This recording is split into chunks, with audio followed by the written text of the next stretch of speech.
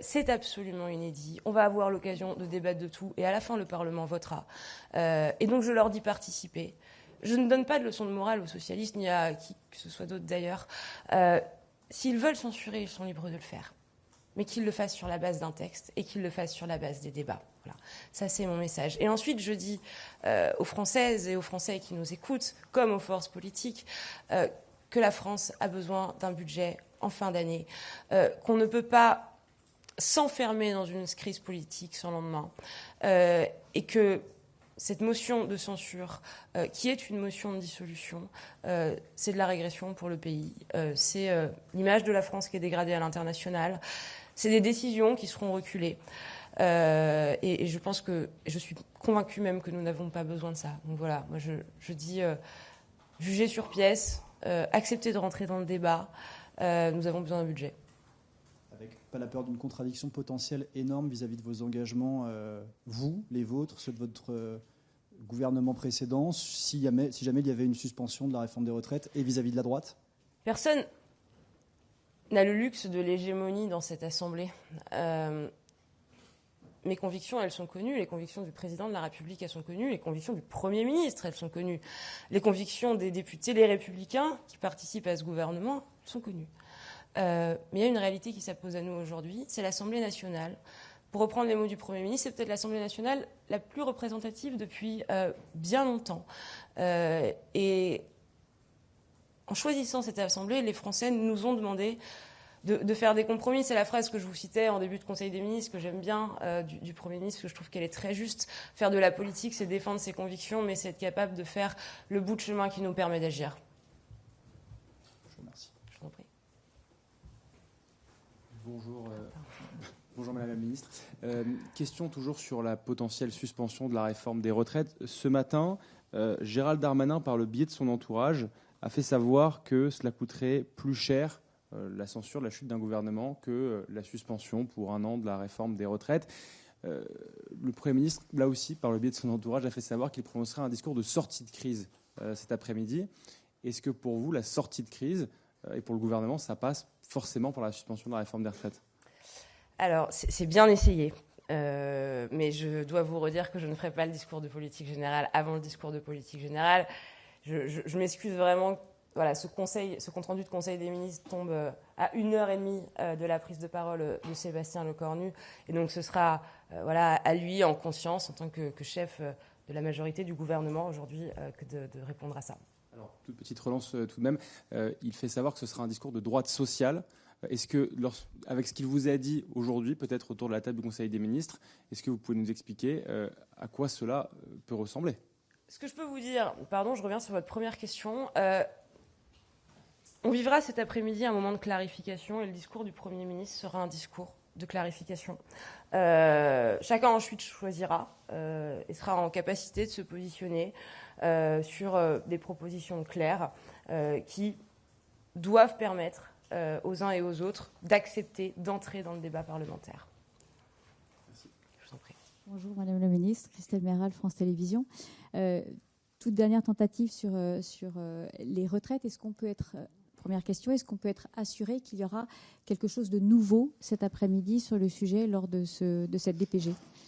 Je ne ferai pas la déclaration de politique générale avant la déclaration de politique générale. Deuxième point quand même important sur le projet de budget, on a appris qu'il y aurait un gel des pensions et des prestations sociales. Alors la question, elle est très simple. Est-ce que toutes les catégories de revenus sont concernées ou pas ? Et de manière plus générale, est-ce que l'esprit de ce budget, c'est que tout le monde va devoir contribuer ? Ce que je peux vous dire, c'est que ce budget est un point de départ, pas un point d'arrivée, et que le gouvernement sera évidemment vigilant aux plus fragiles et aux plus précaires d'entre nous dans les décisions, non pas qu'il prendra, mais qu'il défendra devant la représentation nationale. Merci. Bonjour, Hélène Terzian pour RMC, j'insiste encore. Est-ce qu'il a été question lors de ce Conseil des ministres de la réforme des retraites ? Est-ce qu'il a été question d'une suspension ?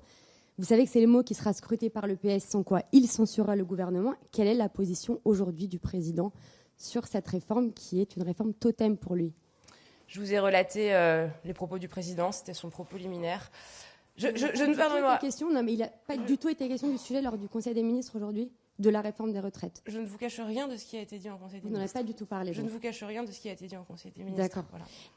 Petite question, si suspension de la réforme des retraites il y a, est-ce que vous savez par quelle voie est-ce que ça pourrait être introduit dans le texte? Un amendement gouvernemental dans le PLFSS, par exemple? S'il y a des mais, on pourrait mettre Paris en bouteille. Je suis vraiment désolée.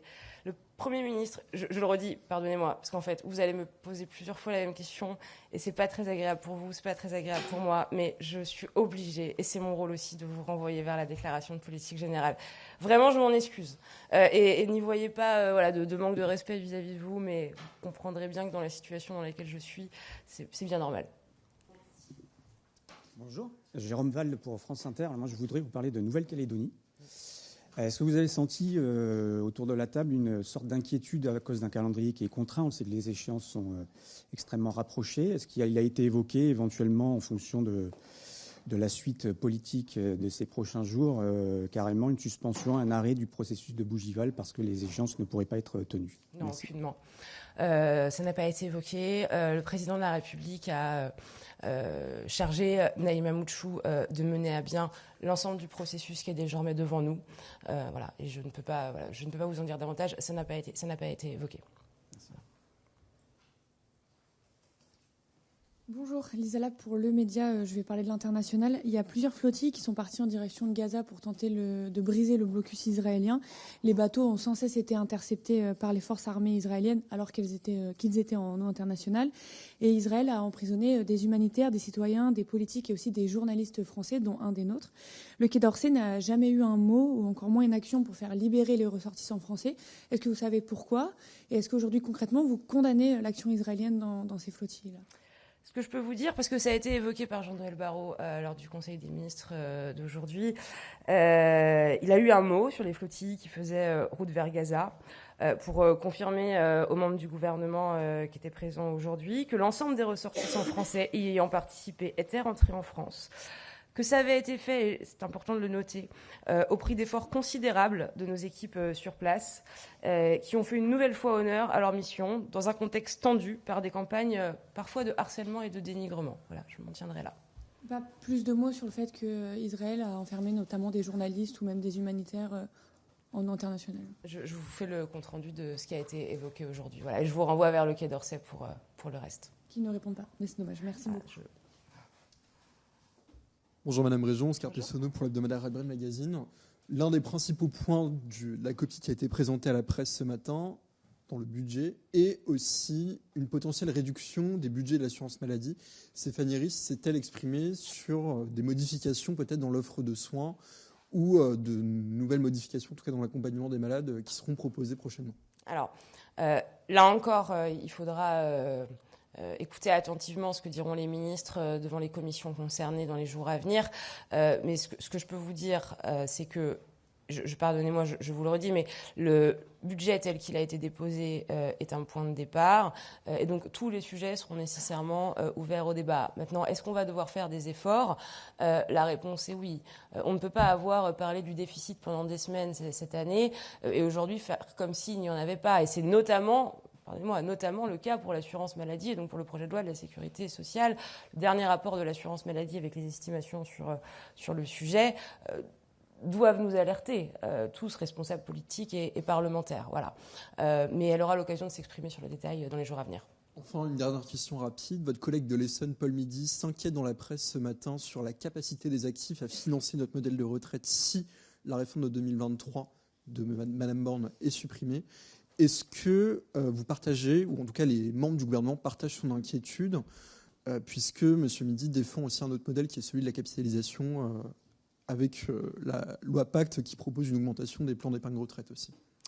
La position historique de la famille politique à laquelle j'appartiens, elle est connue. Et encore une fois, je vous renvoie vers la déclaration de politique générale du Premier ministre. Ce que je peux vous dire, c'est que j'entends en revanche... au sein de mes anciens collègues parlementaires, au sein de grands responsables politiques, l'envie de débattre sur la réforme des retraites dans les temps à venir, ce sera de toute façon un objet de débat qui, à mon avis, est loin d'être clos. Certains veulent l'annulation, d'autres veulent la capitalisation, voilà. D'autres encore veulent le système par points. Et donc je crois voilà, que nous n'avons pas fini d'en parler. Je vous remercie. Madame la ministre, Valérie Leroux de l'agence France Presse. Je voulais vous demander si la situation à Madagascar a été évoquée en Conseil des ministres. Est-ce que vous pouviez nous dire à ce propos, et notamment éventuellement confirmer ou infirmer les informations qui circulent sur le fait que le président Rajoelina a été exfiltré par un avion militaire français et qu'il aurait potentiellement parlé hier soir depuis le territoire français? Merci. Alors non, je ne peux pas vous le confirmer. Je ne peux pas vous le confirmer. Néanmoins, Madagascar a été évoqué par Jean-Noël Barrot pour dire que la priorité du président de la République et de la France, c'était évidemment la stabilité institutionnelle, mais c'était aussi de permettre, dans le respect de l'ordre, les colères et les craintes de s'exprimer. Voilà, et notamment en pensant à la jeunesse. Madame la ministre, une autre question pour TF1 LCI, Léonard Attal. Sur le projet de loi de finances, deux points un peu précis.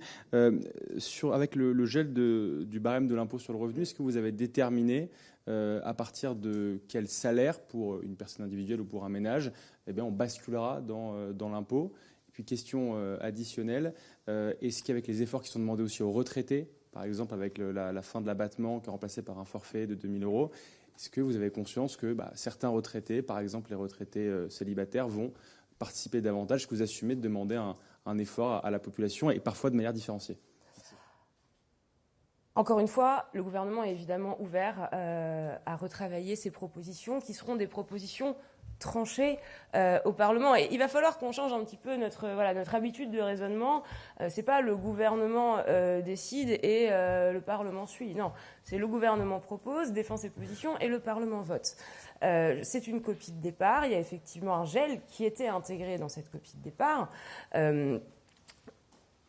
C'est ce que je disais à votre consoeur. On a conscience aujourd'hui, le gouvernement sait bien qu'il y a des Français qui ont des difficultés, qui sont précaires, qui sont fragiles. Et nous ferons tout en œuvre pour protéger précisément ces populations. Il y a en revanche, et je ne parle pas uniquement des retraités, il y a en revanche d'autres catégories de populations qui ont davantage les moyens, pour qui la vie est un peu moins dure que d'autres. Est-ce que c'est normal qu'à ceux-là, dans le contexte dans lequel on est, on demande de participer davantage? Je crois que la réponse est oui. Je crois que l'immense majorité des Français approuve cela et comprend cela. Et au fond, je pense que c'est du bon sens. Le chiffrage à 30 milliards d'économies fait par la Cour des comptes, est-ce que le gouvernement le valide et est-ce qu'il est un effort juste selon vous? Ce que le gouvernement, ce que je peux vous dire aujourd'hui, c'est que l'objectif d'avoir un déficit nettement inférieur à 5% reste inchangé. Voilà. Mais vous ne confirmez pas les 30 milliards de la Cour des comptes? Je ne le confirme pas. Ce matin, je vous renvoie vers l'audition. Amélie de Montchalin et Roland Lescure sont auditionnés à 17h devant la Commission des finances de l'Assemblée nationale. Merci. Très bien, je vous remercie. Si vous n'avez plus de questions, je vous souhaite une bonne fin de journée et une bonne déclaration de politique générale.